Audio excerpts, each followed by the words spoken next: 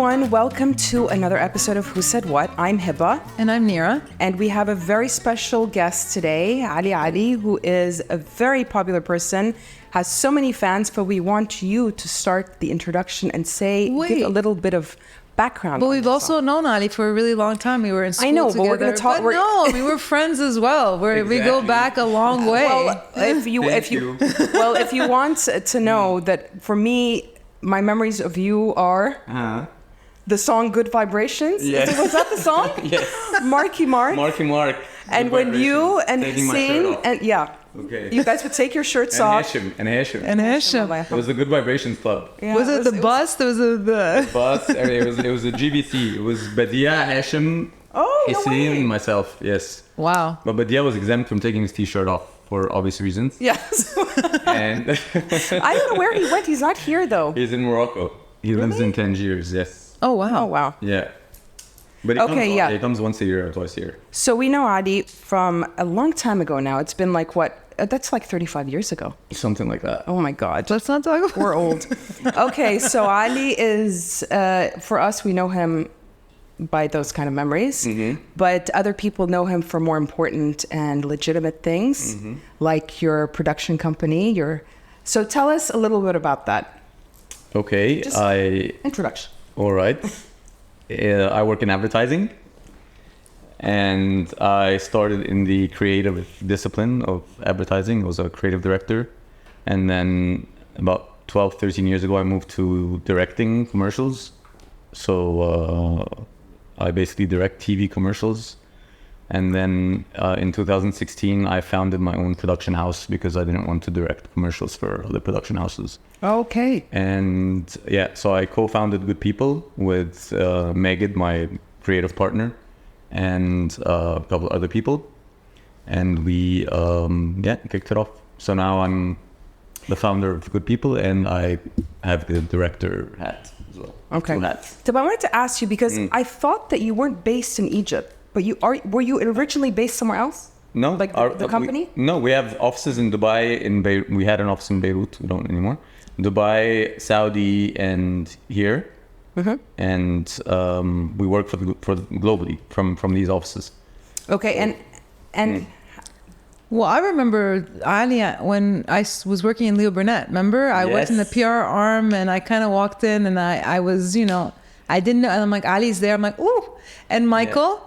Mm-hmm. Michael was there too. Yeah, Michael Gergis. Michael Gergis was there too. So what was he doing? He was a copywriter. He was a copywriter. Okay. Indeed. And you were I was at the time. I was an associate creative director. Okay. Yeah. That was your first. That was my first stint in Cairo, in Egypt. Yeah. Okay. Before that, where were you? Germany. Oh, I was in Hamburg. Yeah. Oh, nice. That was made me like. How was that transition? From Hamburg to Cairo. Yeah. Huge. Yeah. Yeah. What were the differences? Organization for one, process. I'm sure it's much more organized here. Yes, here's the more organized part. The world's apart. Yeah, I'd say it's more fun here though. For sure. Less fun over there.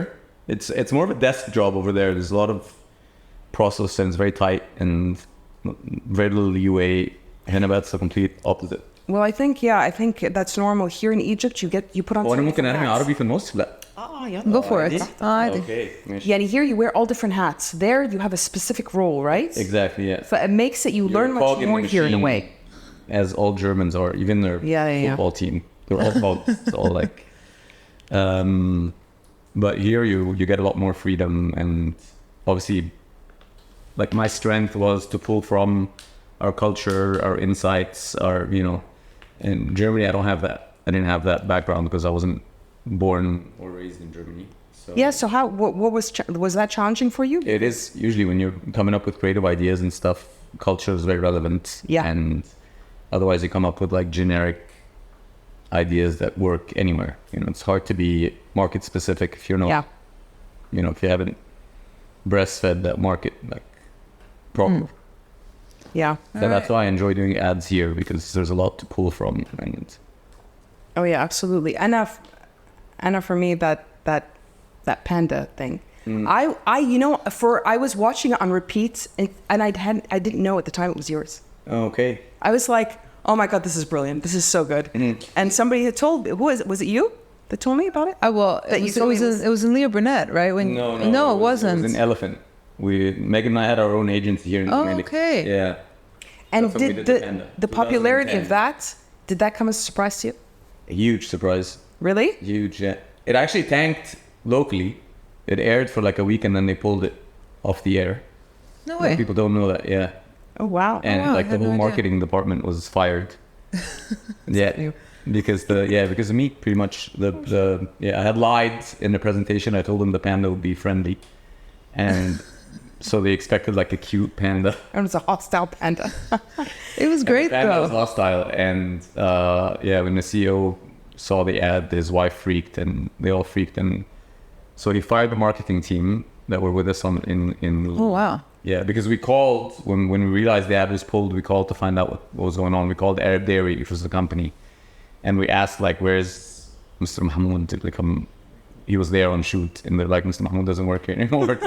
Where's Nadeem, the brand manager? Like, no, they're not here anymore. So we figured they lost their jobs. And so how did that happen? That it went viral? It got pulled and then it died completely. And no one heard of the panda again. And then slowly but surely it started to like have a life of its own on YouTube. And this is long before obviously Instagram and Facebook and all that stuff. So it wasn't easy for something to viral back then. It's true. And it just like it went wild. I think some Russian dude posted it on YouTube and he's the guy that made millions off YouTube because he's the one who's got the hundreds of millions of views. Oh my God. Yeah, so I'm sure he like cashed in on that big time. And then it went crazy from there. There's actually a Russian music video that says "Never Say No to Panda," like some Russian band. It's also on YouTube, yeah.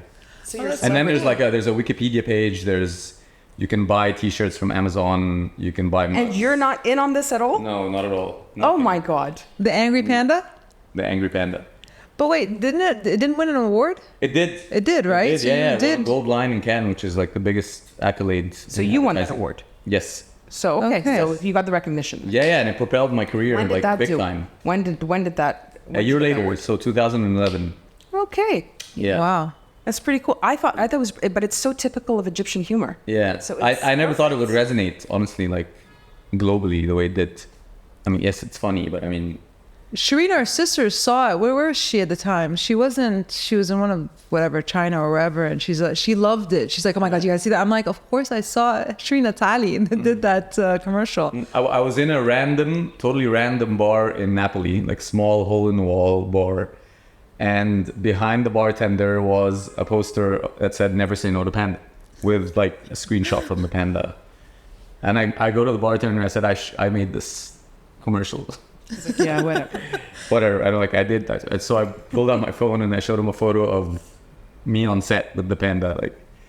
And the guy went wild. Like he gave us shots and free drinks and yeah. Was the But yeah, the most panda random places. was the panda Tamim's brother? Fizo, yes. Fizo, right? Yeah. I needed someone short and clever. So yeah. Yeah, you had told me I thought it was Tamim. No, it's his Fizo. brother. It's his older brother. His older brother. How short is he? Yeah, he's short. He's shorter than 5 foot. I don't know. He's shorter than Tamim, which says a lot. Tamim is. Oh, I don't know. Actually, I Tamim don't is remember. he's like a like a Tootsie met him. Roll. He's like a Tootsie Roll. Yeah. He's so sweet though. I love him. But They're both amazing. Is he still doing? Is he still? Fizo's now a chief creative officer of Leo Burnett, Saudi. Oh, nice. Yeah, and Tamim is the director.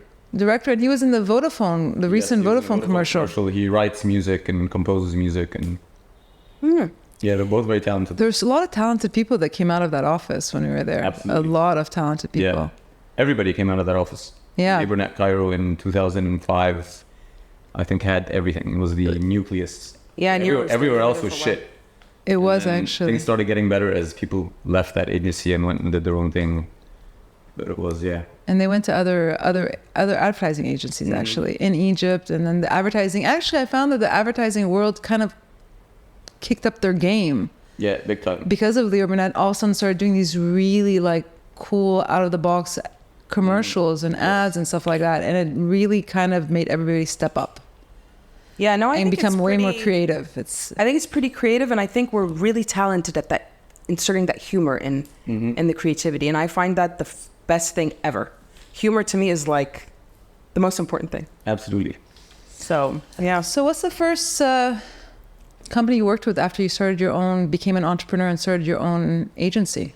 The first client, Yeah. I think the first client to give us a chance was Coca-Cola. Oof. To give us like a big chance, and they gave us their African Cup football campaigns. Oh. Oh, wow. What year? It was 2010 or 2009. Okay. Yeah. I was working, Coca-Cola was my client at the time, but when I was working with Maha at OC, and they had A guy called Ahmed Nazmi. Yeah. He was the marketing director then. I don't think I met them. I met oh my God, I forgot it. Goldman. He was the PR arm of Coca-Cola. Okay. So that was my point of contact. And then we got Vodafone, did a couple of things for them, and then the rest of that. What's your favorite type of client? Do people give you free reign now? I mean, free reign is a double-edged sword because then you're fully responsible. I mean, it's nice to have a client that, it's not nice, but I mean, it's the easiest client is the client that wants to do the work himself and like wants to dictate wardrobe and, cast and pick that, because at the end it's like, it's your film. thing. You cook this, Yeah. The harder client is the client that gives you all the space, which is also, he's the better client, but then you're fully responsible for the work. I was working for a Russian telecom once, and we have something called a pre-production meeting where you sit and discuss everything that's going to, usually the day before the shoot or 2 days before the shoot. You share casting, wardrobe, locations. So it's almost like a contract between the production house and the brand or the client. And so we were in a production house, pre-production meeting with that Russian client, and we were showing him like cast and wardrobe and stuff, and he's like, whoa, I don't need to see any of this, because in Russia we have a saying, don't buy a dog and then bark yourself. And I thought it was really funny because it was insulting, but also not. Like, don't buy a dog, I'm the dog, obviously. And then bark yourself. But it made sense. I mean, that's what I would do if I was a client. I mean, obviously I'd spend a lot of time choosing my director, but once I do, I give him the space to do what I paid him to do, So you don't direct them anymore? You hire somebody to direct it for you? No, I'm saying if I was a client. Okay, all right. Yeah. No, I still direct, pretty much. I'm going to Abu Dhabi on Saturday because I'm filming their tourism campaign. Wow. Oh, and you recently did the ad with none other than Sylvester Stallone. 100%. I knew this was coming up. Of course. No. Yeah, I knew he's this part was of our, coming Yanni, of course, I mean, Rocky, Yeah. come on. So how was that? When did you find out that you were going to film with him? Rocky was actually recommended by the client. Rocky, I mean, Stallone. Yeah. We've probably only seen Rocky, so I mean, that does make sense. So I thought it was like a childhood, probably fantasy for the client that he wanted to one day get Stallone for his brand. Understandable. I was honestly against it because I thought he was irrelevant to, the target market, which is 20-year-olds and young couples wanting to buy houses. And I thought we were the, last generation to know Stallone properly, I was, however, mistaken because... Really? Yeah, because they sold, I think, over 300 billion pounds worth of real estate, so... Do you think that could be because of the documentary? Because Netflix documentary of Stallone came out. Yeah, it was very. They came out at the same time, pretty much, or just before. I remember I saw the documentary, and then they called me like the next day saying, "We have Stallone," which is strange. It was a weird. But I didn't like the Netflix documentary about him. I didn't think it did him justice. I agree. Because Arnold was so good. Like if I didn't see Arnold. Don't know Arnold. You have to watch it. Yeah, you watch that one and you're like, oh my God, he's so inspiring. Yeah. Because for me, like growing up, Sylvester Stallone was like, there were a few, and he was top way more to me than Arnold Schwarzenegger. But when I watched the documentary Arnold, it was brilliant, and it really puts him in a light. You're like, oh my God, this guy is amazing. So when I watched, I guess, Sylvester Stallone, I thought that would be way better. It kind of was disappointing. You were let down because it was too short. I think he had too many things. I think he had too many things Yeah, and it worked against him a little bit. It worked because he has a more much bigger story than that. I mean, and especially it came out after Arnold's documentary, and his was 3 episodes and 3 like really in-depth episodes, and it was just painting him in a light that was. You got to watch Arnold's. I will. Because he's very I'll much. be back to watch it. He's very much the type of person that kind of what's it called? What's the word about when he keeps thinking of something? He Manifests. He manifests. Okay. He really manifests, like Arnold. Arnold. Yeah, you know that whole concept of manifestation, obviously. Yes, Yeah. yeah. No, but he talks about it often in his documentary. He says, "I kept on just manifesting the next thing I'm going to do," and like and envisioning then where he's gonna like winning that trophy, and then he would win, and then he being the actor, and then being the politician. So it was yeah, because they told quite me you're intense. never going to be an actor. Forget it. It's not like an with your And it makes accent. sense. I mean, Yeah. But you definitely need to watch it. okay. Actually, speaking of movies, there's been a lot of questions about that. A lot of your fans have wanted to know how come you have not done a movie yet. gone into movies. Or a series. Have you I've got shot a that short question? film. I made a short film last year, which is a good start, I think, to get your hands dirty. And I'm working on 2 features currently, writing. Really? Yeah. So you're With writing 2 them? separate No, I'm working with writers. Oh, with the writer. Okay. Yeah. All right. The comedy and the other. So you're getting into that. Okay, fans, brace yourselves. He's on that. Slowly but surely. Yeah. So are they movies or are they? They're movies. They're full-on features. Is it Is gonna be in it- Arabic or English? Arabic. Oh. Egyptian features. And how different is it from? It's a world apart. Yeah. Really different. Yeah. I mean, technically not. Technically, you know all the technical stuff, but I mean, long format is quite different. So, When you shoot a video, is like an ad that's 1 minute long, right? Yeah. How much prep does it go into it, and how much like recording is it? That 1 minute, I'm sure. And the first thing anyone says when they visit me on set is, "What? All this for a 30-second commercial?" Everyone has the same thing to say. It's insane the amount of time and effort we put into a 30-second spot. Wow. Insane. We prep for like 2-3 weeks, and then you can film for 16-17 hours a day. Could be 3 days, could be 4, it could be 1. Typically 2 or 3. And yeah, and it only airs for 30 seconds, and probably on someone's phone. It's just small. Yeah. And yeah, it's insane. Do you get like a fear when it comes out that it's like, oh, it's not going to be well received, or it might not be as good as you want? Not it to be? anymore, but in the early days, yes, of course. Yeah. When you're still trying to make a name for yourself. I think quite that's stressful, like of course. being an entrepreneur at the beginning. When I did my interior design and we did the bakery at the beginning, you're like waking up and sleeping to that whole thing. Like, Yeah. is it going to be shit? Is it going to be good? Is it going to, Yeah. I think, yeah. And then And the problem is when you're in the edit and you know it's shit, and that happens a lot. Really? You can't pull it. The client's gonna air it anyway because they paid for it. oh, And a lot of times it's shit, and the client will love it and really? air the hell out of it and spend a lot of So every time you see it, you cringe. Oh, so you have moments like that? So you have moments where you feel Absolutely. like, oh my God, I would have. Oh, you're at a dinner somewhere and it plays on TV, or it's cringe. Oh my Really? goodness. Okay, I would have I'm thought sure that you everybody does. not. Yeah, I feel like that a lot, but I just feel No, like maybe. I'd actually say more often than not that's the case. Oh, really? Yes. We had somebody that told us he worries all the time, and that's why he's good at what he does, because he's always worrying, so he's always trying to get better the next time. Yeah. But maybe that's your kind of We motivating have a factor. horrible saying in our industry that's you're only as good as your last ad, Oh my God. and it's so cruel. Brutal. Seriously? Oh Yeah. my God. You're only as good as your last ad. Damn. It doesn't exist anywhere else. I mean, you can't tell a dentist you're only as good as your last Filling. filling. It's grilling. It's really cruel. But yeah, our industry requires that you're constantly on your toes and constantly refreshing what you do, and not to like repeat yourself. Or like an interior designer could like have a style and do it over and over again for life and still get paid. I beg to differ. Yeah, but you're not required No, to it's be like true. entirely original every time.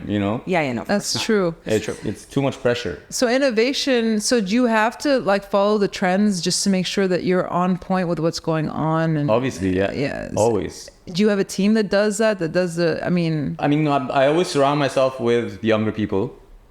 I think that's important because they come up with all the, So that's your younger inspiration, the younger generation. Yes, for sure. Because I mean, most of the time, the target audience is 20 years younger than I am. You know, people always target, you know, usually in their mid-20s or early 20s, or that's your typical, you know, Coke, Vodafone, just a lot. That's who they're hammering on. I did something with you in the Salat ad. One ad that you did. You were taking pictures of my tattoos. Remember? Oh yes. Right? Yes. I just remembered. And The one here somewhere, no? Where was the it? one Your on my arm? the one on my foot is the Okay. old Egyptian flag. And Hazem actually, he's just like, Nira, sends me a message. Is that your foot I saw in the thing? I'm Hazem like, mean? Mitweli. No way. Because we're friends. And he's just like, Okay. I'm like, yeah, that would be mine. Yeah, I actually remember that. That's funny. I had like only a few then. When back was then. that? I had I can't even remember how long ago that was. It was, oh my God. A long time ago, obviously. It Yeah. was because I think I only had maybe 4 or 5 tattoos at the time, and I have more now. So yeah, Yeah, you're a real David Beckham. God forbid. David Beckham in the making. Yeah. So yes, I just remembered that. Oh my God.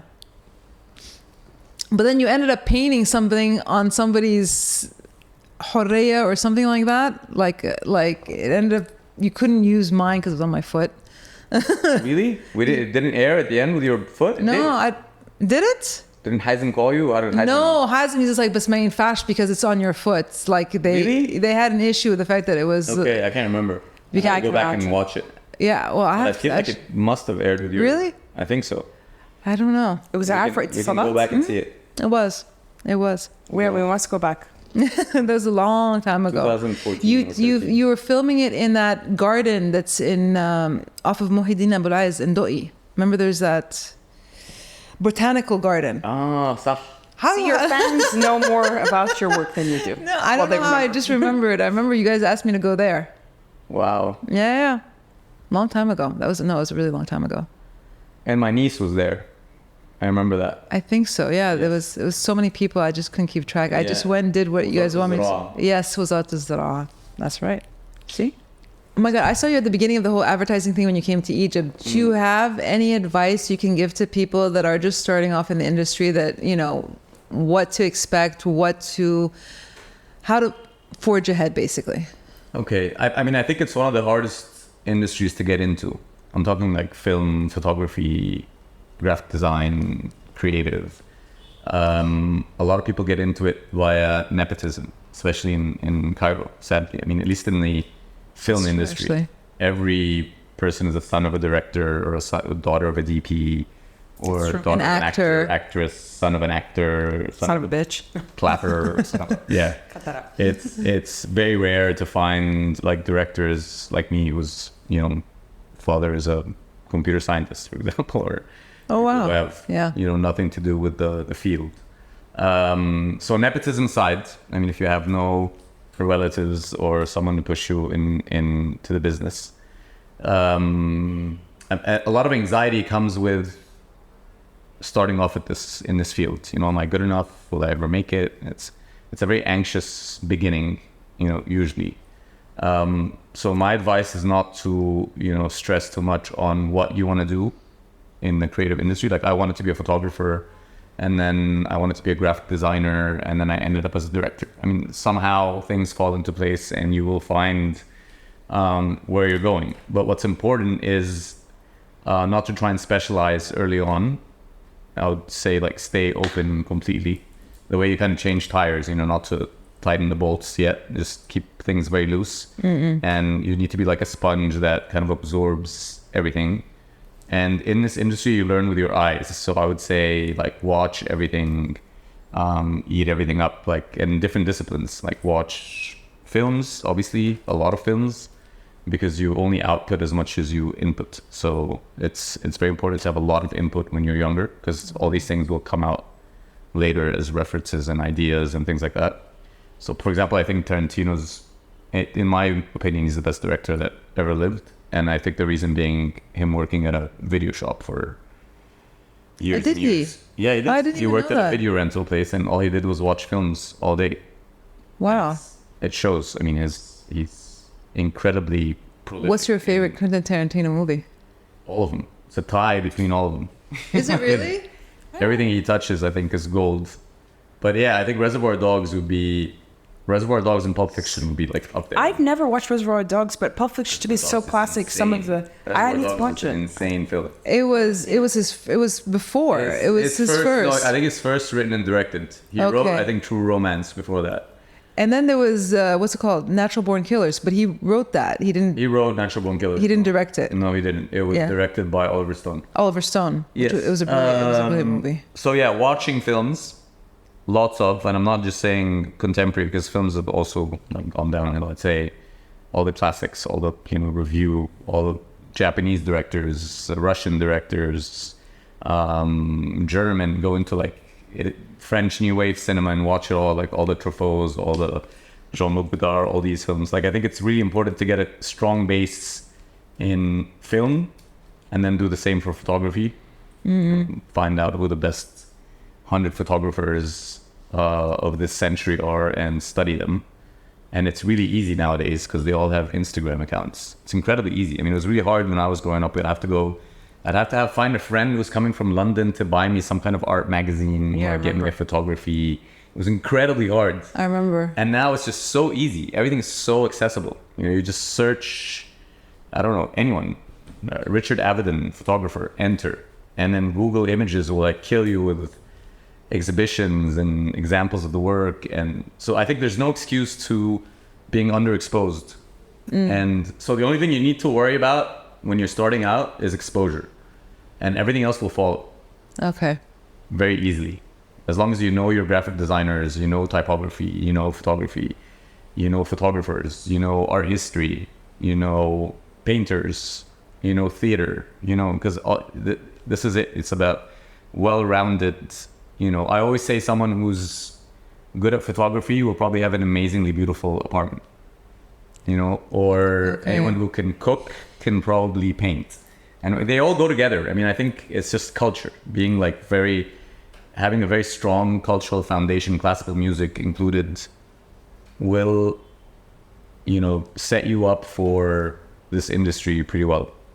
And you won't need the nepotism to, make it or be interesting at an interview or, be useful on set. And, yeah. And don't be afraid to start at the bottom. I mean, that's where everybody starts. That's what people learn. You learn the most. Everybody starts as a runner abroad. Like in LA and Hollywood, everybody was a runner at some point, making tea and coffee. And we don't have that here. People are always very, especially like Gen Z and millennials are very entitled. And they are. I want to be an influencer. I'm just like, okay, influencer, because they make. But it's a competitive market. It is. It's very competitive, it's and probably competitive now. Yeah. I think it's one of the funnest industries there is. Yeah. So it makes sense that it's hard to get into. Yeah. Because it is the funnest. I think it's a fun. But it's probably fun for you because you do it. You have passion for it. You like it. You're doing what you love. I mean, it's very hard to find jobs where you do what you love. Yeah. And what you're passionate about. You love going to set. You love working. You love the meetings. You love the edit session. It's all the creative aspect of it. It's like if you like to cook, it's cooking. If you. Does that happen with you? Because me, sometimes when I'm stressed out, I just need to be in the kitchen to de-stress, and I need to like kind of kick everybody out. I'm like, guys, get out of the kitchen. Yeah. I need to like mix and just really focus on something, so it just kind of puts me in a zen mood almost. Yeah, I think painting does that because I also paint. So oh, really? Nice. I didn't know. Yeah, used to paint. Yeah. I wanted to be a painter originally. That was and I went to art school to do my master's in fine art, but then I went to art school to do my master's in fine art, and then I quit the program and decided to do something more commercial, marketable stuff, and it's advertising. Huh? But yeah, painting is a lot like cooking. You really zone out. You can switch off your phone, but obviously directing is a collaborative effort. Yeah. And there's thousands of people you have to deal with. Wow. So it's also a people's job. Yeah. Sometimes you're on set managing 600, 700 people. Yeah. How is that? Because you obviously, like you said, you have a big team, but you have to be good with people. Do you get times where you're like, fuck, I don't want to do this today? Yeah.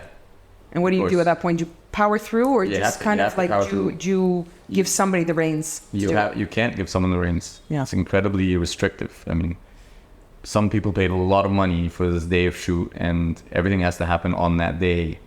Even if you get food poisoning, you need to keep going. What if the weather is bad? What if the weather is everything? You have to chug through. By the way, that was what we were saying in Nir and I in a recent podcast that we did about entrepreneurship. It's not like a 9 to 5 anymore. Khalas, even there's no such thing as a sick day. There's no such thing as a weekend. You work to get the job done. You don't just work to just fill in the hours. It becomes your life. Yeah, that's the downside. Yeah. It's not a job anymore. It's your life. It's true. And people in this film advertising industry have the highest divorce rates. You can really? do that. Yeah. Really? It makes complete sense. Unless you're married to somebody who's another, Then you like marry multiple times. Like every film is a different spouse. Looking very broad. sounds like fun. Wow. Yeah, because you become family. And if you're shooting a long-term project like for weeks on end, and you're on set with these people 24/7, and they become your reference, your family. And when you leave the set, it's like, whoa, it's like coming out of a movie theater, and it's like completely Readjusting your eyes, and I can't see properly, and Oh yeah. Exactly. You're disoriented when the film's over, or when the shoot is over. And you keep good relationships with people like that you've connected with during that time? I mean, I have my same team that I've been working with for a decade now, so wow. we really are a family, and we travel together, and we go. So it's a very tight unit. Okay. That's nice. That's nice though. Mm-hmm. It's fun to have that. Okay. Yeah. Well, that's what I wanted to ask. and work hard. I mean, it's a creative industry, but it's not like ideas come to you when you're seated on the toilet. The ideas always come to those who are prepared, and it's a lot like farming. I mean, you have to wake up early every day and plow the earth, do the work. There's a lot of labor. So people think we just sit on like lazy boys and come up with ideas and make tons of money.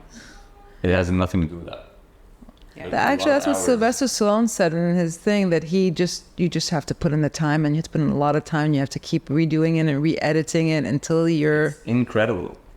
It's nonstop. You have to be extremely resilient because you will obviously face obstacles and challenges and failures, and in fact, you have to just keep on going, especially if you... And I think it's easier to do when you really love the thing, because then you know that you're... Because I've done things that I don't like, and I've done things that I really like. I can tell the difference. When you do something you don't like, you're like... That even 1 hour of work a day for that feels like it's killing you. Yeah. The other one you can work for hours and hours, and it's like you like it. You're happy with the results. You're happy with the process. Yeah. It's fun. Yeah. What was I was going to ask you about? Shit, you lose my train of thought, girl. I don't know. What made you start a podcast? I'm asking questions now. Well, actually, I did a podcast several years ago that I didn't like at all. Okay. But After I always she wrote said I her wanted to book. do, and I wrote a book, and I said I really want to do a podcast. And then, but I felt like it was last summer, not this summer, the summer before that, I had like a dream. It was really weird. I had a dream, and I woke up and I said, oh my God, Nira, I dreamt that me and you started a podcast together. Why don't you want to be co-hosts? And she's like, absolutely. I said, okay, cool. And then I said... I'm at ease with this stuff. I know. So I said, do I really want to do a podcast with my sister? Yes, I do. No. But anyways, so yeah, we did it, and we really enjoy it, actually. Yeah. We did just season 1. And this is the second season. This is our second season, but we're really enjoying it this time around much more. Okay. We've got nice people working with us. So it's fun. Yeah. Like we have younger people, like you said, but it gives you more inspiration, because I think Nir and I have different topics that we have in mind that we want to talk about. And, sometimes they're not very relevant anymore. So, I have this obsession about talking about, being an older parent. Because I have a major complex about it. So and I counter it with the fact that I'm not a parent and I'm very happy. And that how is it being an older parent, the two of you? Yeah, how do you feel? When did you have? Same as I had Tina when I was 42, 41, and I had Zidane at 44. Yeah. So yeah, like I was invited to Zidane's school, nursery last year for Father's Day, And And else it was so That wasn't embarrassing fun. because it's just embarrassing. Like the average father was maybe 25, 26. Yeah, I know. Wow. And I was a 47. And we had to like play football and sprint and relay races. And you were like, dry And I like heaves. lost every race there was. And yeah, I mean, he didn't notice the difference, luckily, but I mean, I did. And it hit home. It's always striking when you're in a comparative, but otherwise I actually enjoy it.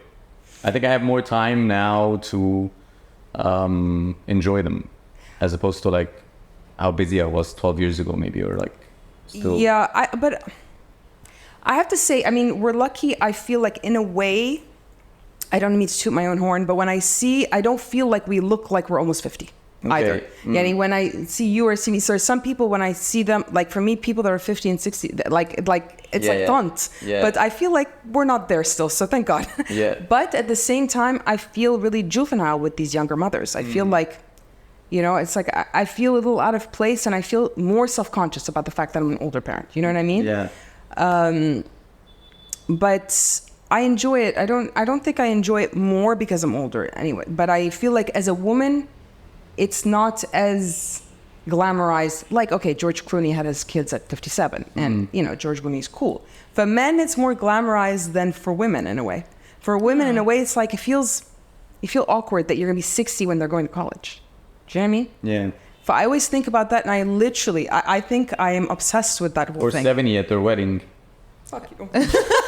Like, you know, no, I don't think it's a good thing to have kids before you're 35. I think that's a good age. Yes. But now I want my kids to I want my daughter to have one out of wedlock when she's 16, you know, so that at least I can, Yes, you know, yeah. I can still be maybe a young grandmother. So in 10 years' time, it'll be okay. I saw, what's it called? I saw that post that you posted about you went to the gym. Yeah. How did you not know that it was in Spanish? The audio. How did he not know? He didn't say anything. How did you figure out that it was in Spanish if he didn't say anything? I listened. He was standing next to me, and I'm like, "Whoa, are you?" No, but I think kids, they're interested. My daughter, she watches sometimes. I walk in. At one point, she was watching. At that age, how old is he? He's 4. At that age, I walked in once. She's watching something in Russian. I was like, Nina, what are you doing? What is that? They won't complain. Yeah, no, they don't complain. And then Italian, and then now she does, you know, the whole like buongiorno. Yeah. I'm like, I think where'd it you was get that all from? Greek to him. I mean, even if you know what I mean, the whole thing was weird. So maybe he thought the Spanish thing was like Part of the college weirdness? talker. You know, Yes. that's what it is. Oh my God. Yeah. That is so cute. I don't think he recognized it like as the wrong language, or more like, okay, this is how they interesting. talk in museums. You know, That's so cute. Have you ever it thought was of hilarious. using your kids in your ads? No, never. Would you or I would. I just never thought of it. I mean, I'm not against it categorically. I'm just never Wow. really thought of it. Yeah. Yeah. Close to home. I guess Yeah. Yeah. And my cats, my ads hardly feature kids.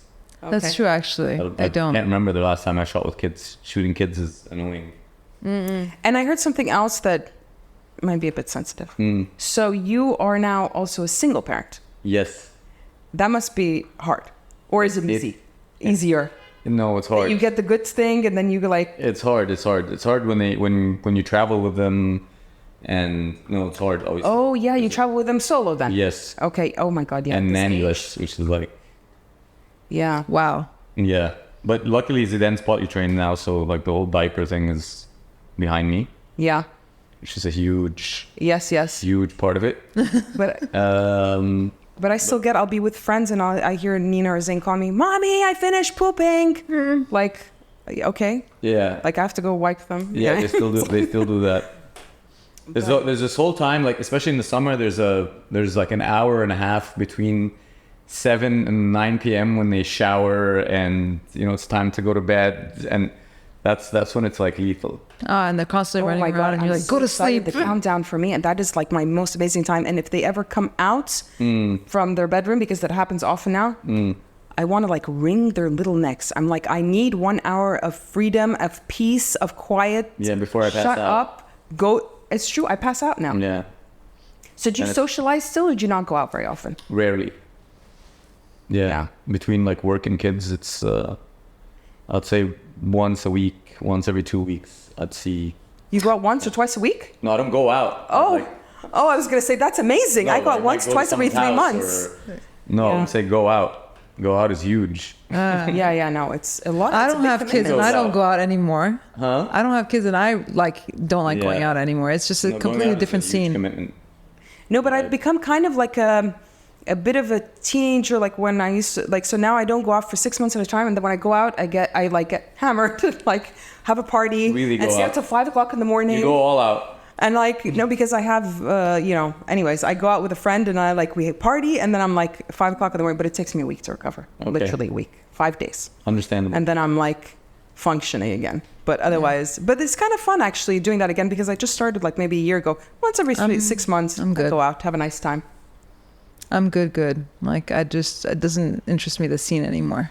And the scene has changed so much since when we were growing up. And I find the gem is super impressive. Because they opened the galleries. Did they? They opened everything else? Because when we were at Rise Up, it was just a certain part was open, but not everything was open. They finally, It's a beautiful museum, though. Incredible. It is. They did a great job. We worked on an advertising campaign for them. And at the time, the minister was Rania Mashot. She was the minister of tourism. And she loved it. And it was, it was going into production, and she changed posts. She went to investments and relationships and stuff. And so it was never used? Tanked. But we had a great. So you didn't do it? You didn't air it? No, we didn't. We didn't produce it. Oh, what a piece. Yeah, it got signed off, and then we started actually because it was an animated film that was. Oh wow. Yeah, it was 1,000 artifacts and 1,000 stories. And we were gonna have an Instagram page for every artifact. And oh my goodness. Yeah, and it was an incredible film. You must have put a lot of work into it. Yeah, a lot. And it was 1,000 artifacts, 1,000 stories, 1,000 steps from the pyramids, because the museum is literally 1,000 steps. Oh, I had no idea. Oh, no way. Mm-hmm. Wow, that's pretty impressive. Mm-hmm. Wow. So wait, and you won a really big award When? recently, wasn't it? We won a silver line for a campaign we did for Flowered. What's that? Flowered is a flower delivery app. Here? From Kuwait. No, it's Kuwaiti. It's wow. regional, but it's originally from Kuwait. Okay. It's flowers and gifts, basically. Oh, but I've never heard of it. It was known for flowers in the beginning. That's why it's called Flowered, like forward and flowered. Okay. Oh, okay. Cool. Forward and flowers. I haven't seen it. I have to check it out. Yeah. Flowered. So we did a really nice campaign for them. Wow. And yeah. You got which award? The silver line. Silver can line. Yeah. Oh, nice. Yeah. So what's it like when you go to Cannes? It's incredible. Did you get I go every year. Anybody interesting? There's a lot of interesting talks. They have, they had Elon Musk talking this year. Ellen DeGeneres.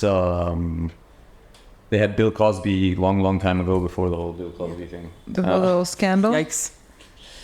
No, constantly great talks from great, interesting people, writers, artists, painters, politicians sometimes. So it's a great forum.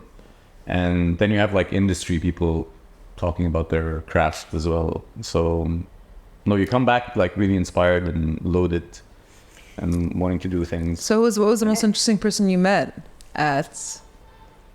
Sure, there's several.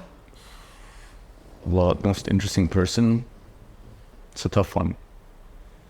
But there's a guy called Bruno Bortelli who's he's an advertising legend. He runs an agency called Publicis in Milan. Okay, yes. And it's a couple actually, Bruno and Cristiana. And they've been married for maybe 15 years or so. They don't have kids. And they're married to advertising. And they're constantly churning up amazing campaigns for Heineken and Diesel and stuff like that. They're great. And I was last year I was on a jury with that's right, I remember seeing that. Leo. So we got to know each other quite well, and he was incredibly inspiring and really fun to work with. Is that when you did the Heineken commercial at the same time, or before? I did the Heineken commercial for him, so he was my client. But that was before the jury, and I didn't really meet him. He wasn't very involved.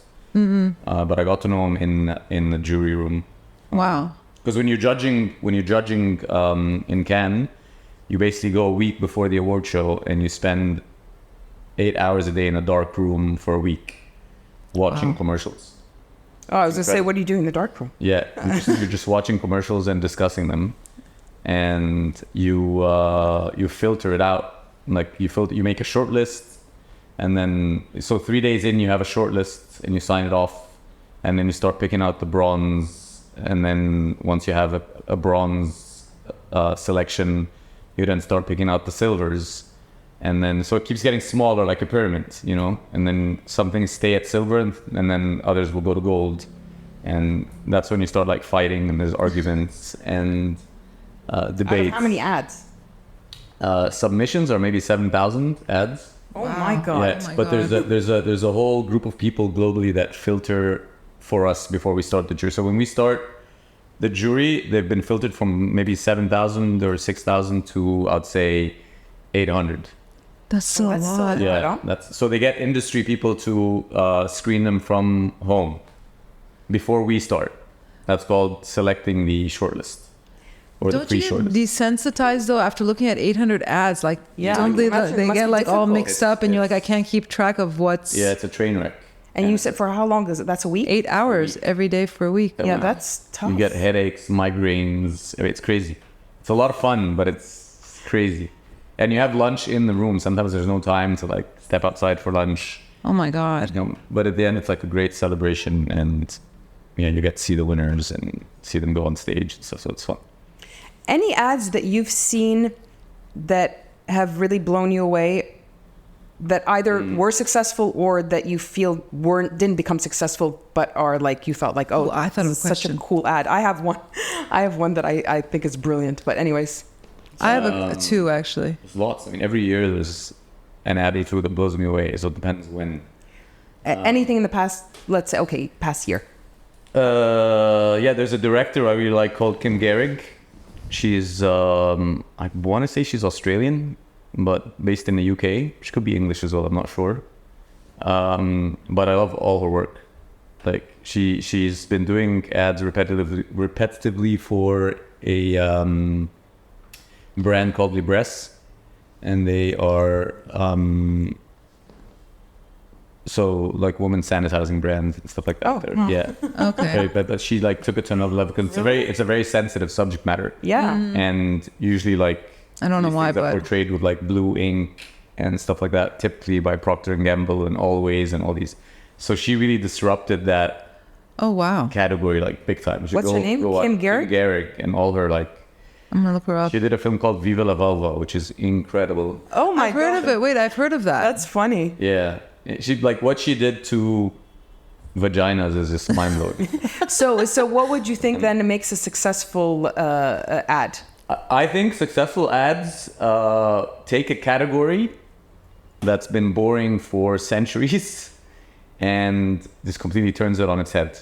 So, for example, Lurpak had the worst ads ever. It's just the butter, you know, Lurpak. Mm-hmm. And I think it was Fallon London that took Lurpak and then started making the most incredible films with Lurpak and made them like winning gold every year and making them like Oh, wow. So that I think is the best kind of advertising that really changes the category. And then what happens a couple of years later is like the entire category starts doing films the way Lurpak does. Like every butter commercial now wants to be a Lurpak, and now they think differently. And so, for example, the same happened with, I want to say, Old Spice. Oh, I was just gonna say Old That's my Spice. favorite commercial. It's brilliant. Yeah, like the man your man Man can on a smell horse. like. Yeah, I'm on a horse, exactly. So Old Spice was again, brilliant. completely boring brand. I know. You know, dusty, Old school. old school, horrible.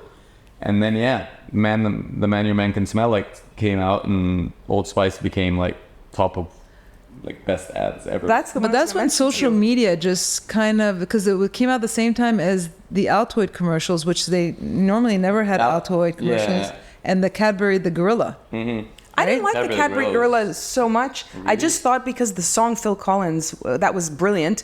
But to me, the Old Spice one was so brilliant. Because that was a brand that was going. Not only that, it's our parents, you know, exactly, my it's father. like and- obsolete. And then this guy made it so funny that it's like, you're like, oh my God, this is brilliant. I have to go buy Old Spice. yeah. yeah. What do you think about the Super Bowl ads? Did you ever watch them, or I do. lately? I watch and download them every year. Or now I have someone download them for me, but I definitely watch the Super Bowl ads because it's Of like course. really big in our industry. but they've been downhill for 10 years, man. They keep getting worse. They keep getting worse. They're kind of like our Ramadan ads as well now. There's celebrities and bad music and bad everything. Horrible. But yes, I was just watching this Ramadan. I said it's always centered around music and people hishik bishik kind of like thing. I'm like, the same is happening to the Super Bowl. I remember two ads in the Super Bowl that I still remember till today. There was the Tabasco ad. Okay. The guy sitting like obviously it looks like the South. He's sitting, there's a creek. He's sitting on a porch like a redneck. And then he's putting Tabasco on the pizza nonstop. And then all of a sudden you see a mosquito kind of fly away and explode. Okay. Because of the Tabasco in his system. I thought that was brilliant. And then the McDonald's one where the baby's on the swing. Oh, that's incredible. That was a Super Bowl one? I'm pretty sure it was a Super Bowl one. Did you remember? McDonald's swing was incredible. It was because the kid's on the thing. And the kid cries and laughs and laughs and then he cries. Laughs and then he cries. And all of a sudden they kind of turn around and he's seeing the McDonald's sign and then he goes back down. It was so simple. Insane. But brilliant. Yeah. But brilliant. I remember. It was actually one of my favorites. Deb, in the industry, do you think that have you been in a situation where like you do really well, so you feel like somebody's trying to imitate, like emulate too much and not kind of be more creative on their own? Because I think there's a lot of times where, I mean, I don't know, I'm talking about like in the bakery. You find that people like see something that's working very well, but they try to do exactly the same, but it just doesn't. Yeah, 100%. Yeah? I think it's flattering when it happens to a certain extent, but yeah, I mean, it's bound to happen. It happens often here, and does it happen abroad too? Probably as well. Yeah. Like you said, like the lure pack thing, it's like kind of everyone wants to do the same thing. Yeah. Yeah. Oh, yeah. Well, all the social media ads, I mean, nobody was able to imitate Old Spice in those because it was just crazy out of the box. That was a long time ago now, right? It was. But people are still talking. It was when we were in... So it was 2006, I think, or 2005. 2005. No way. 2005. Really? That long ago? The McDonald's one? No, the McDonald's one. Spice. Old Spice was 2005. No, the Old Spice was not. 6 or 7, I want to say. No, because when we went to, we were in Leo Burnett, and it was at that time where people were talking about how social media is changing the way advertising is being done, because now you can do a video and then post it and it just gets crazy traction above the line or below the line. So that it changed, social media changed the way ads are perceived and the viewership, how many more people you can reach. Yeah. Deb, how about, I kind of have a last question. How do you think AI affects you and advertising? Because I actually was watching this documentary on it, and it kind of creased me out, but I just thought, like, they were talking, James Cameron was talking with Bill Gates about how he thinks that he's like, I'm having now a really, really hard time writing science fiction, actually. Because it's not like, he's like, before it used to be like, anymore. It's not fiction. So do you think it's going to affect you, like advertising? 1,000%. How about? In every which way. It already is. I mean, we now pull references from AI, and we have it create mood boards and. Wow. So, for example, people who used to do mood boards for a living are completely obsolete. 100%.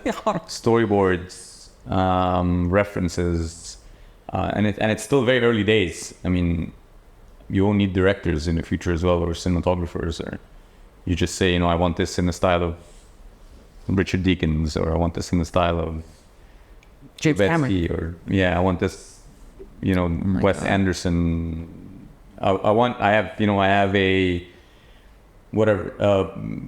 Twinkies brand, and I want a commercial that's shot in the style of Wes Anderson and make it 30 seconds and very colorful and stars an 18-year-old boy, whatever.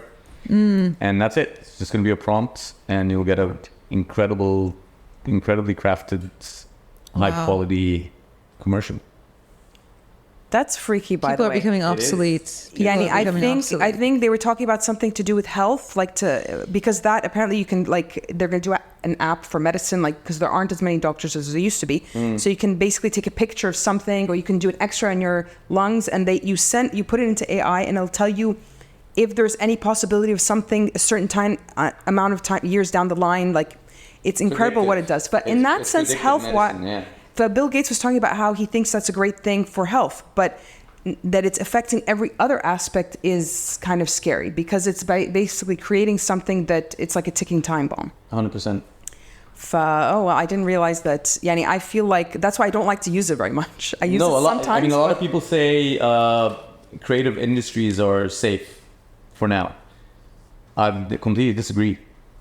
I mean, AI is becoming incredibly creative, and especially visually outstanding. And again, it's like very early days. If you compare it to phone technology, for example, this is still like at the Nokia. Oh my God, flip phone, banana phone. So imagine when this is like an iPhone 16. Oh my God. And it's going to reach that much faster, because this is a much faster technology than telecom. You know. And Elon Musk, didn't he create technology that the car can drive itself from point A to point B without? Just now they launched the robo car. You don't even need to do anything. It's like a self-driving cars. I heard there's these self-flying helicopters. They're going to be taxis in 2025 in Dubai. Did you hear that? I heard that. Yeah. No, it's crazy. Well, we'll see. Our kids will get to see. Technology. I kind of feel bad for the next generation. I do too. I feel really like it's crazy. Like it's like you can imitate somebody's voice, or you can literally do a video of a person and it's not them, but it's them. Yeah, I know. So I don't think you can fathom or imagine what your kids are going to do for a living. I know. Anyone who tells you, I think my kid is going to be this and that, has no idea. Yeah. I think every industry is going to be entirely disrupted and rewritten, and it's going to be a very different world. Hopefully the baking industry won't be. Baking might. Yeah. I think baking will stay. Hands-on, hopefully. Food will stay. Yeah, I think the very basic professions, carpenters, plumbing, things you do with your hands, pretty much. Maybe our kids will be plumbers and carpenters. I think so. I think Sina will be a great plumber. Is she still already going like a plunger? I'm gonna get her started. So cute. Are they like you, or like do you feel like they're a mix? They're a mix. Yeah, I think Sina's more like me and Zidane more like Selma. They're me too. It's the same thing. The boy's more like me, Zayn is more like me, and Nina's more like her father. Yeah, and also looks. Me too. It's amazing how looks and attitude go together. It's true. Sina looks exactly like you. Yeah, Sina looks like me and acts like me, and Zidane looks like his mom and acts like his mom. Yeah, it's cute. It's adorable. Is there anything else you wanted to ask? Is there anything else you want to say? No, I mean, thank you for having me. Oh, thank you for coming. Thanks for coming. I think this was a great conversation. I'm very happy that you were able to come. It was. And now we're going to have some French toast that Nira made and some cookies. And if anybody getting paid for this podcast, French toast. Exactly, we're paying you in kind. And so if anybody wants to ask us any questions, Nira and I or Ali, our guests, so please DM us on Who Said What Podcast on Instagram. And please put a review out for our podcast and subscribe on all the podcasts. Like and subscribe, everybody. And review. Thanks, Ali. Thank you, Ali, for being here. Bye, everybody. Bye.